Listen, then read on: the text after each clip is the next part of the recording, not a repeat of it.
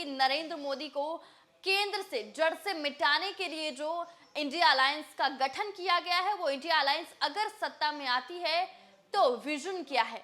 क्या ये India alliance सिर्फ पार्टी के अस्तित्व के लिए बनाया गया है या फिर वाकई ये इंडिया अलायंस जो है केंद्र से नरेंद्र मोदी की सरकार को उखाड़ फेंकेगी? क्या है पूरी खबर, आइए आपको बताएंगे इस वीडियो में। श्री नरेंद्र मोदी का विरोध करना विपक्ष का काम है, पर चुनावी कामयाबी पानी है तो विपक्षी पार्टियों को देश चलाने का ब्लूप्रिंट भी जनता को दिखाना बताना होगा। सिर्फ ये डर दिखाकर कि नरेंद्र मोदी इस बार आखिरी इलेक्शन करवाएंगे, उसके बाद संविधान खत्म हो जाएगा और लोकतंत्र नहीं बचेगा, जनता का दिल जीत पाना मुश्किल है। कांग्रेस के राष्ट्रीय अध्यक्ष मल्लिकार्जुन खड़गे बीजेपी पर हमला के लिए लगातार ये बातें कह रहे हैं। दूसरे विपक्षी दलों के नेता भी इसी तरह की बातें करते हैं। वहीं राजद सुप्रीमो लालू प्रसाद यादव भी लगातार यही बातें कह रहे हैं कि आरोप लगा रहे हैं कि भाजपा सरकार ने वादे के बावजूद लोगों को नौकरी नहीं दी। खाते में 15 लाख रुपए भेजने का वादा सरकार ने पूरा नहीं किया। वहीं आरजेडी लगातार ये कह रही है कि संविधान खतरे में है। देश जोड़ो देश बचाओ जैसा कांग्रेस का बयान तो विपक्षी नेता ऐसे दे रहे हैं जैसे भारत टूटकर फिर कोई हिंदुस्तान पाकिस्तान बनने वाला है। भाईचारा खत्म हो रहा है, महंगाई बेकाबू है, देश के व्यवसायी अडानी अंबानी दुनिया के टॉप 10 में पहुंच रहे हैं। ये कुछ ऐसे आरोप हैं जिसके लिए विपक्ष मोदी को कसूरवार साबित करने में मशगूल है। उनकी नजर में नरेंद्र मोदी ने कोई ऐसा काम नहीं किया जिसका क्रेडिट उन्हें दिया जा सके। ऐसी बातें कांग्रेस के नेता कई बार कह चुके हैं। दूसरे विपक्षी नेता भी ऐसा ही कुछ कहते रहते हैं। कोई ये नहीं बता रहा है कि नरेंद्र मोदी को हटाकर वो देश को कैसे चलाएंगे।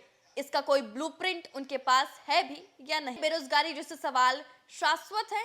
आजादी के पहले भी ये समस्याएं थी और आज 7 दशक बाद भी ये सवाल कायम है। जिस तरह देश की आबादी बढ़ती जा रही है, उसमें सबको नौकरी दे पाना संभव है क्या? बता दें कि साल 1947 में देश आजाद हुआ था।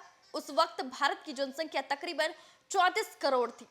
वहीं साल 1951 में पहली बार जनगणना हुई तो जनसंख्या 36 करोड़ से कुछ अधिक पाई गई। वहीं अभी देश की जनसंख्या लगभग 137 करोड़ है कि चौगुनी बढ़ चुकी आबादी को सरकार नौकरी दे पाना किसी के लिए संभव है क्या? नरेंद्र मोदी के पास स्टार्टअप का ब्लूप्रिंट था। उन्हें नौकरी के बदले रोजगार व्यवसाय की बात कही। नौकरी मांगने वालों की बजाय नौकरी देने वाला कॉन्सेप्ट नरेंद्र मोदी के पास था। इसके लिए बैंकों से लोन की व्यवस्था मोदी ने कराई। विश्वकर्मा योजना के तहत हुनरमंद लोगों के लिए बजटीय प्रावधान मोदी सरकार ने किया।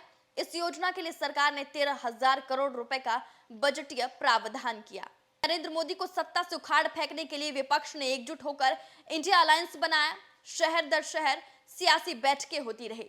चार्टर्ड प्लेन से राज्यों की सत्ता संभाल रही विपक्षी पार्टियों के नेता राजनीतिक पर्यटन करते रहे, पर जब साझे में चुनाव लड़ने की बात आई तो सबके स्वार्थ आड़े आने लगे। हर बार विपक्षी दल छोटे सहयोगियों को सपोर्ट करने के बजाय अपने अस्तित्व की लड़ाई लड़ने को ताल ठोक रहे हैं। सभी को इतनी सीटें चाहिए कि दूसरे मन महसूस कर रह जाए। इंडिया अलायंस की दुर्दशा किसी से छिपी नहीं है। सच कहें तो अब उसके अस्तित्व पर ही संदेह होने लगा है, इसलिए कि बारी बारी इंडिया अलायंस में शामिल पार्टियां अपनी अलग राह चुनने लगे हैं। केंद्र से नरेंद्र मोदी की सत्ता को उखाड़ फेंकने के लिए इंडिया अलायंस तो बना लिया गया है, लेकिन इनके पास जो ब्लूप्रिंट होना चाहिए वही नहीं है। अब जनता के पास आप जाएंगे तो आपको तो बताना पड़ेगा कि आपका विजन क्या है। अगर आप सरकार बनाते हैं तो आप किस विजन के साथ सरकार चलाएंगे। आपकी इस वीडियो पे क्या राय है, हमारे कमेंट बॉक्स में जरूर बताएं और ऐसी तमाम खबरों से अपडेट रहने के लिए देखते रहें न्यूज़4नेशन।